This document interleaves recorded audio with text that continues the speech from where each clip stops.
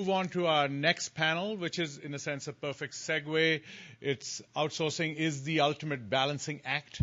And we have the balancing act, balancing between cost, risk, and growth. So if I may invite our panelists to please come up. Jamal, Natalia Levina, who's the moderator. Jamal Shumain, Gary Mayer, and Bill Mitchell. Is Natalia here? Oh, here you are. Natalia, I believe you're going to moderate from there? I can do it. Either way, it's your fault. Okay, super. Yeah, I think it is.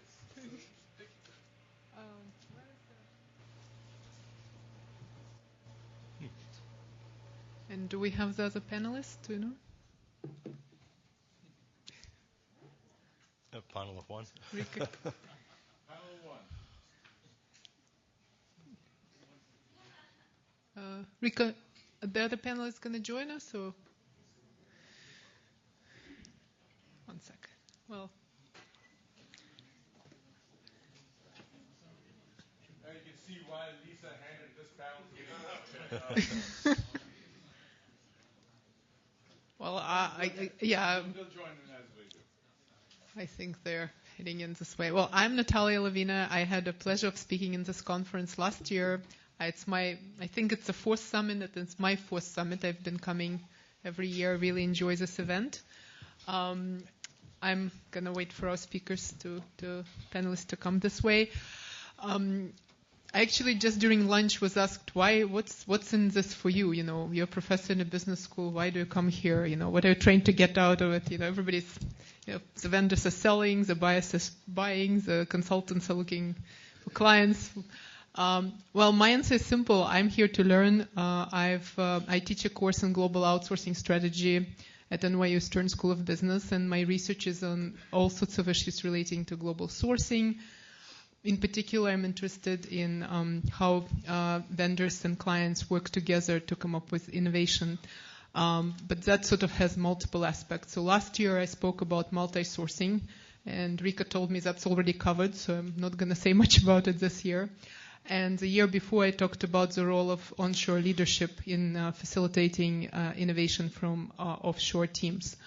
So while I'm not going to present any of my research, I'm going to introduce our panel by showing one slide from last year, which doesn't look very well here. Sorry, because this is a template. So I'm going to it's really simple. But basically, if you look at 100, not just the tens, but rather, let's say, 100 years of when people looked at sourcing, which goes really back to ordering supplies in manufacturing during Industrial Revolution.